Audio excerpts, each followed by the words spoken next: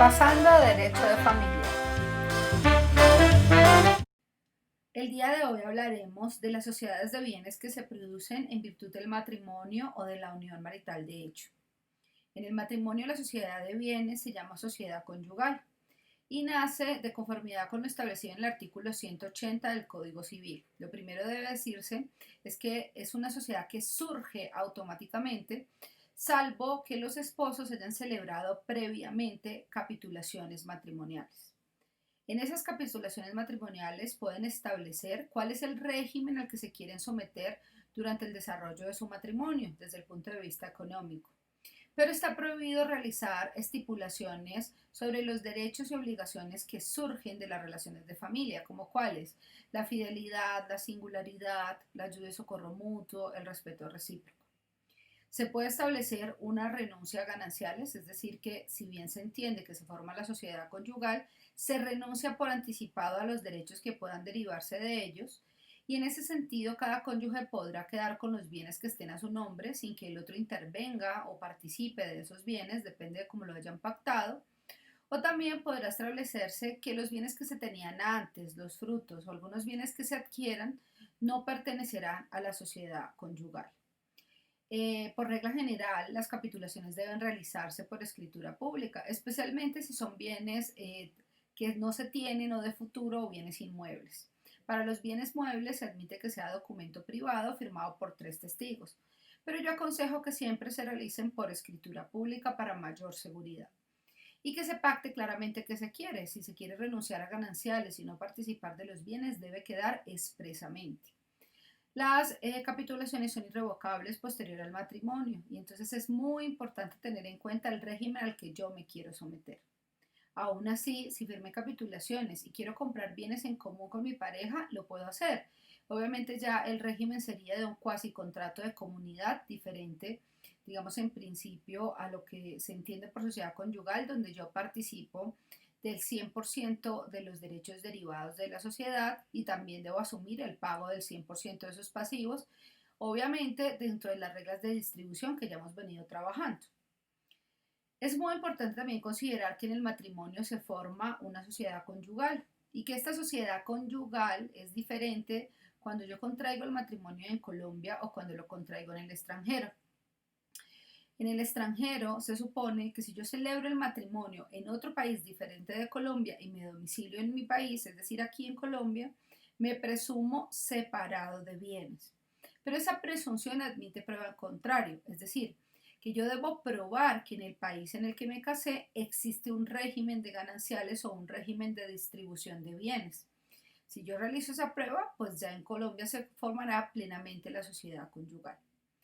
Ahora bien, si es entre colombianos, recuerden que por principio de extraterritorialidad de la ley se aplica a los nacionales colombianos todas las reglas sobre estado civil. El matrimonio genera un estado civil. Por lo tanto, pues a los nacionales colombianos se les sigue aplicando el Código Civil en este sentido. Es decir, que el régimen en principio será un régimen de participación de gananciales, un régimen de sociedad de bienes donde cada uno va a recibir una proporción equitativa de activos y pasivos. Pero se complica un poco la situación o debe entrar a analizarse si, por ejemplo, es un ciudadano de otro país y un nacional colombiano, porque allí tendremos que ver también cuál es la autonomía de la voluntad en estos casos y también entrar a mirar cuál es el régimen de ese determinado país. Por ejemplo, si se casa un colombiano con un venezolano, en Venezuela existe un régimen también de participación de gananciales. Pero si, por ejemplo, se casa un colombiano y una persona domiciliada o nacida en Cataluña, en España, en la comunidad autónoma de Cataluña existe un régimen de separación de bienes y es la regla general, es decir, que se entiende que la persona está separada de bienes. Entonces será importante entrar a considerar hasta dónde nuestro nacional colombiano conocía los efectos de ese matrimonio y si su interés es continuar o el régimen más bien que adquirió cuando se casó fue un régimen de separación de bienes, para entrar a determinar cuáles son los derechos y obligaciones derivados de ello. Ahora bien, no existe ningún otro requisito más que el matrimonio y que no se firmen capitulaciones para que surja la sociedad conyugal. Pero si ya nos vamos a la unión marital de hecho, la unión marital de hecho sí tiene unas reglas específicas para su nacimiento. Lo primero es que debe existir unión marital de hecho. Eso que significa que la persona o la pareja ya deba convivir.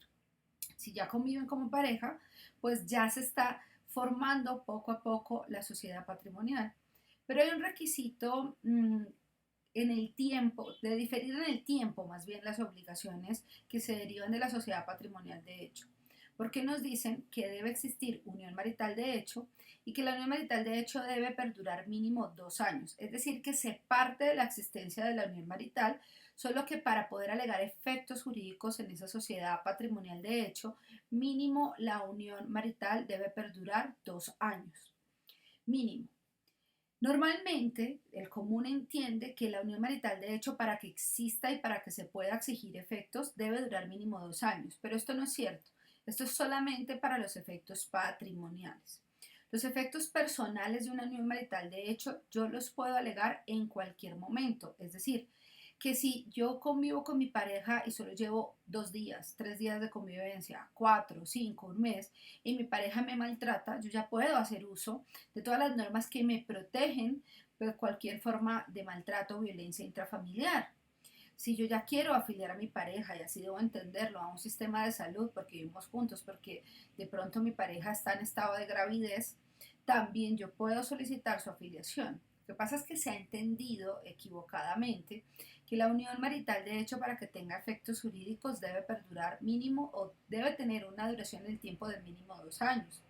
Esta diferencia no puede entonces contener los efectos personales, ayuda, socorro mutuo, singularidad, respeto recíproco, cohabitación, a los derechos económicos derivados de una sociedad de bienes construida por la pareja.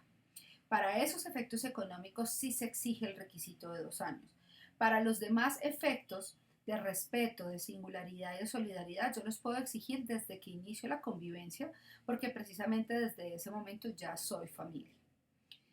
También es muy importante tener en cuenta que la sociedad conyugal termina con el divorcio, por la muerte o por una, digamos, o por el mutuo acuerdo de las partes. La sociedad patrimonial, de hecho, en principio termina con la separación unilateral de la pareja, porque recordemos que hay una diferencia específica en cuanto a que el matrimonio es un contrato solemne y la unión marital de hecho es un contrato consensual, es decir, que se perfecciona con el acuerdo de voluntades sumada a la convivencia.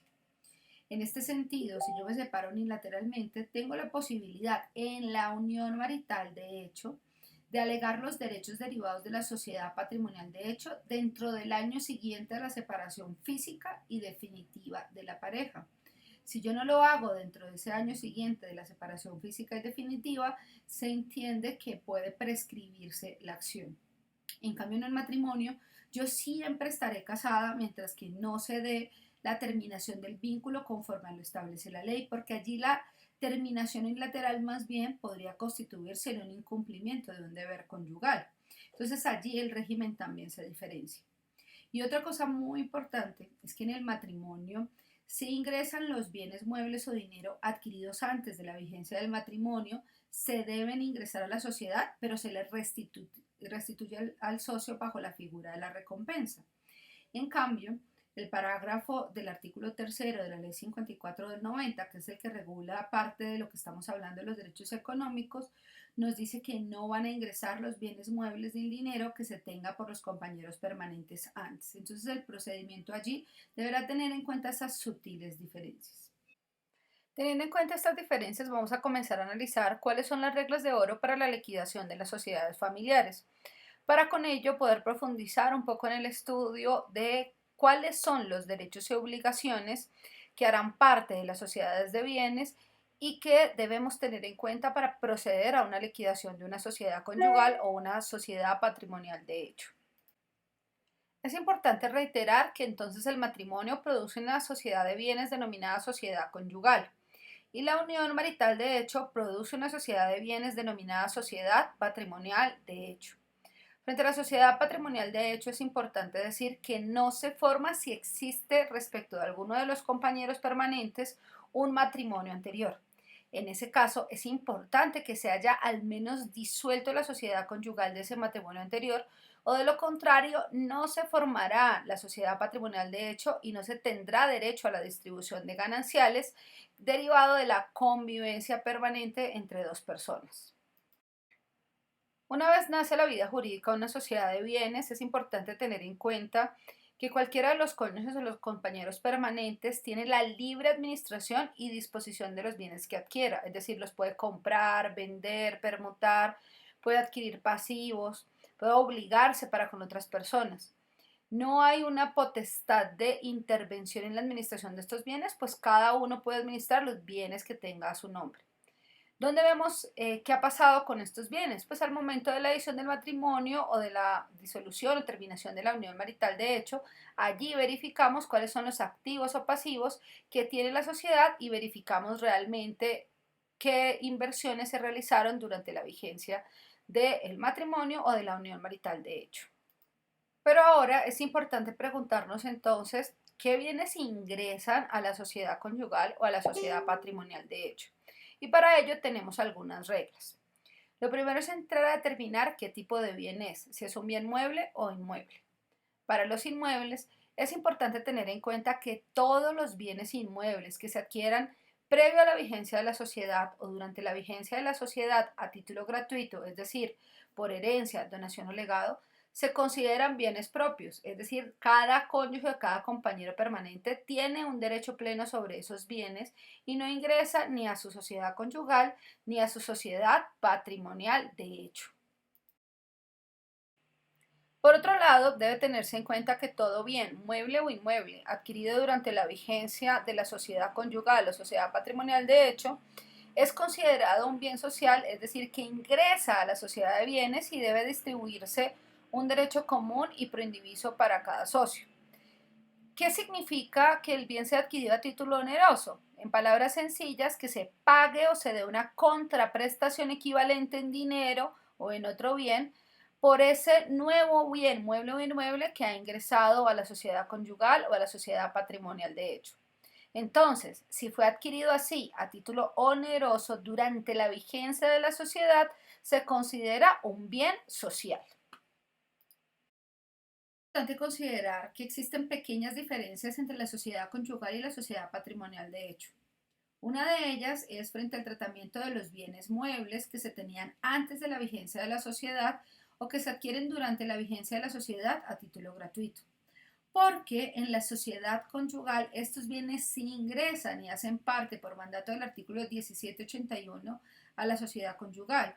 Lo que pasa es que se considera que hacen parte del llamado haber relativo.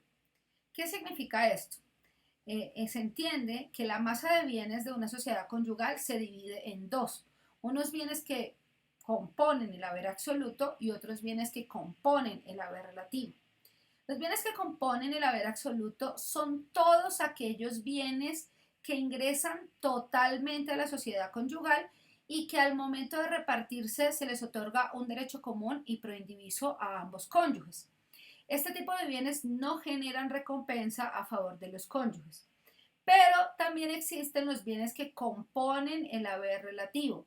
Y los bienes que componen el haber relativo son todos aquellos bienes muebles que se tenían antes de la vigencia de la sociedad o que se adquieren durante la vigencia de la sociedad a título gratuito, bienes muebles específicamente o dinero que se aportan al matrimonio estando la sociedad obligada a restituir su valor según el que tenían a la fecha del aporte.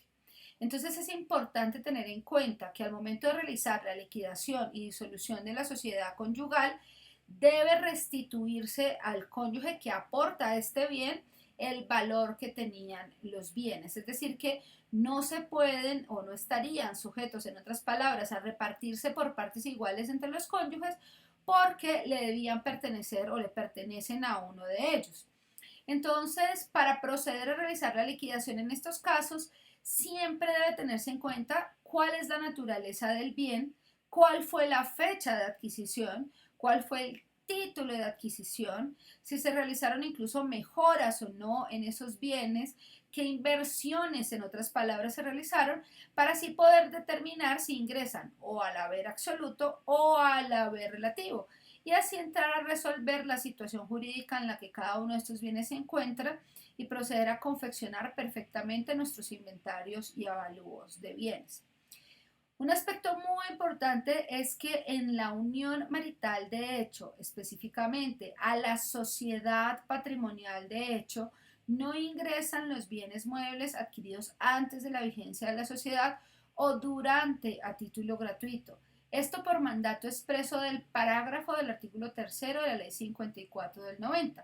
Entonces, en la unión marital de hecho, específicamente en la sociedad patrimonial de hecho, no vamos a encontrar una división entre los bienes que componen el haber absoluto y los bienes que componen el haber relativo. Ahora bien, también hay que tenerse en cuenta que ingresan a la sociedad conyugal o a la sociedad patrimonial de hecho todos los frutos, créditos, pensiones, intereses, lucros que se generan de los bienes propios, también que se generan por el trabajo que realiza alguno de los cónyuges. Todos los salarios y emolumentos de cualquier género de empleos le pertenecen a la sociedad conyugal o a la sociedad patrimonial de hecho. Se entiende que estos bienes se utilizan para la administración ordinaria de la sociedad y para el mantenimiento de la familia. Es así que no vamos a tener un acumulado de cuentas donde guardamos todos nuestros salarios y entenderemos que al final nos deben repartir la mitad de todos los salarios que se han devengado, porque también se supone que los salarios y el dinero que se va devengando se va reinvirtiendo en la administración ordinaria de la sociedad. Pero si llegamos a tener una cuenta con parte de ahorro de nuestros salarios, inversiones o, por ejemplo, ahorros en cooperativas de crédito, estos al final, si hacen parte de la sociedad, si se devengaron durante la vigencia de ella, deberán distribuirse tanto en una sociedad conyugal como en una sociedad patrimonial de hecho.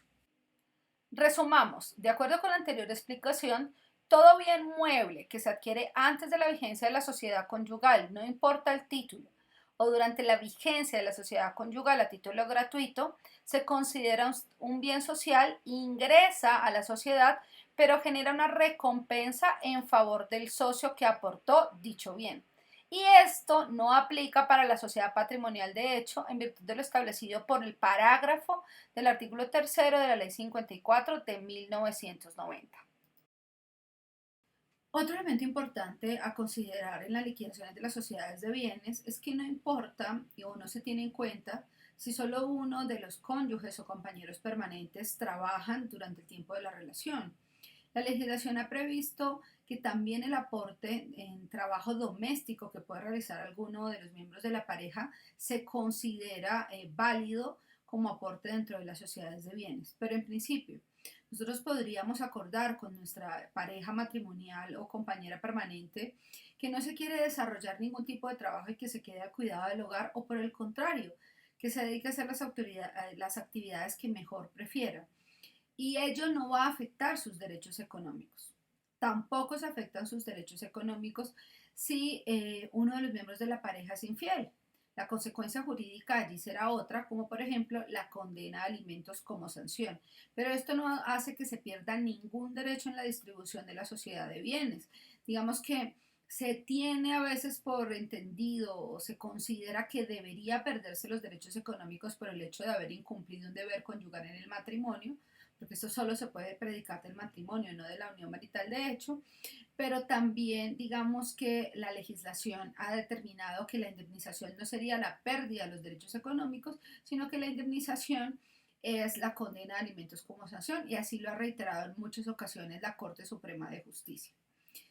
Eventualmente, en la unión marital, de hecho, podría hacerse, digamos, una condena de alimentos, pero más derivada de los pactos que hacen en las relaciones de pareja para que no se realice ninguna actividad profesional y como consecuencia de ello se asuma el cuidado de los niños y del hogar y pues si se quiere terminar la relación a posteridad cuando ya no es posible ingresar al mundo profesional, pues habría que asumir también allí por solidaridad el pago de unos alimentos por ese hecho derivado del acuerdo de voluntades. Bueno, todo es, digamos que en principio probatorio también, si nosotros queremos alegar algún derecho especial dentro de la liquidación de una sociedad, una restitución de dinero o alegar que existe una determinada deuda que es social, pues lo importante es tener los documentos y las pruebas que permitan, digamos, probarle a una autoridad judicial que un determinado activo le pertenece a la sociedad, que un pasivo debe asumirlo la sociedad y también de aquellos pactos derivados de los acuerdos que realizaron los miembros de la pareja. Si son pactos que tienen que ver con el régimen económico, pues esos pactos deben hacerse previamente por capitulaciones matrimoniales para el caso del matrimonio y la sociedad conyugal, y maritales para el caso de la unión marital de hecho y la sociedad patrimonial de hecho. Hay que tener en cuenta también cuáles son los pasivos que se consideran ingresan a la sociedad conyugal o a la sociedad patrimonial de hecho. Entonces debe entenderse que se conciben como deudas sociales todas aquellas obligaciones contraídas para la administración de los bienes sociales o para la satisfacción de las necesidades ordinarias de la familia. Esas necesidades que implican el arreglo de los inmuebles, la compra de activos, la educación de los hijos. Entonces se consideran deudas sociales todos aquellos gastos o inversiones que se hacen para cubrir las necesidades de la familia, para cuidar los bienes, para preservar los bienes y en general para administrar tranquilamente la sociedad conyugal o sociedad patrimonial de hecho. Una pregunta muy frecuente en estos casos es lo que ocurre con los alimentos de descendientes de un matrimonio anterior, es decir, hijos que tengo antes de casarme o antes de convivir con una persona en unión marital de hecho. Frente a estos alimentos debemos decir que se consideran como una carga de familia, por lo tanto la debe asumir la sociedad conyugal, no es una deuda personal y no se puede pedir después una restitución por este gasto. Es importante tener en cuenta entonces que se consideran pasivos de la sociedad conyugal o sociedad patrimonial de hecho los alimentos que se deben por ley tanto a los descendientes legítimos de una persona, hijos, nietos o bisnietos, como los ascendientes legítimos de una persona, padres, abuelos y bisabuelos. El artículo 1796, al finalizar el numeral quinto, nos dice: se mirarán como una carga de familia los alimentos que uno de los cónyuges esté por ley obligado a dar a sus descendientes o ascendientes, aunque no lo sean de ambos cónyuges. Pero podrá el juez o prefecto moderar este gasto si lo considera excesivo, imputando el exceso al haber del cónyuge. Entonces aquí lo que habría que determinar es que se dio un exceso en el pago de esos alimentos. Esto es muy difícil desde el punto de vista probatorio y pues también se mete con un aspecto muy personal que puede generar mucho conflicto cuando se da la discusión de la liquidación de una sociedad conyugal o sociedad patrimonial de hecho. No hay muchos casos en que se pida moderar este gasto, pero obviamente se puede entrar a discutir dentro de la liquidación de la sociedad conyugal o sociedad patrimonial de hecho. Finalmente, pensemos qué ocurre con las donaciones que se dan durante la vigencia de la sociedad. Tendríamos que decir primero que la donación es un contrato a partir del cual yo transfiero o alguien me transfiere a mí a título gratuito, es decir, sin contraprestación alguna, un bien o dinero durante la vigencia, en este caso, de la sociedad conyugal o la sociedad patrimonial de hecho. Si yo soy el que realizo la transferencia de ese bien a un tercero y esa transferencia es por un valor cuantioso, yo le debo restituir a la sociedad ese valor. Por ejemplo, si yo tengo un amante y a ese amante le regalo una motocicleta o un carro, sería una donación cuantiosa, perdería dinero a la sociedad y como perdería dinero a la sociedad, yo estoy obligada a restituirle ese valor a la sociedad. Y si por el contrario yo soy la persona que recibe la donación, por ejemplo, en mi trabajo me regalaron un celular por 10 años de servicio y es un celular de última gama, se entiende que me pertenecen a mí, pero como es un bien mueble adquirido a título gratuito durante la vigencia de la sociedad conyugal, ingresaría y generaría recompensa. En la sociedad patrimonial de hecho no la tendríamos en cuenta al momento de la liquidación por mandato del parágrafo del artículo tercero de la Ley 54 de 1990, como ya lo hemos venido mencionando. Finalmente es importante tener en cuenta que al momento de la confección de los inventarios y avalúos de bienes, se verifican si los pasivos se adquirieron para la satisfacción de una necesidad de la familia o de una necesidad estrictamente personal. Porque si es para una necesidad estrictamente personal, como por ejemplo para darle regalos al amante, a terceros familiares o para invertir en bienes que solo me pertenecen a mí porque son bienes por herencia, esos dineros deben restituírsele a la sociedad. Y adicionalmente, si son deudas que todavía se encuentran vigentes, se puede solicitar su exclusión por considerarse que son deudas personales de cada uno de los cónyuges o compañeros permanentes, dependiendo si es una sociedad conyugal o una sociedad patrimonial, de hecho. Bueno, con este corto clip espero haber dado respuesta a cuáles son los bienes que integran el activo y cuáles son las obligaciones que integran el pasivo tanto de la sociedad conyugal como de la sociedad patrimonial de hecho. Espero que con este corto video hayan podido resolver las dudas frente a los activos y pasivos que integran las sociedades de bienes. Agradezco a quienes hayan dejado comentarios en los videos anteriores y los he ido respondiendo poco a poco. Los espero, suscríbanse.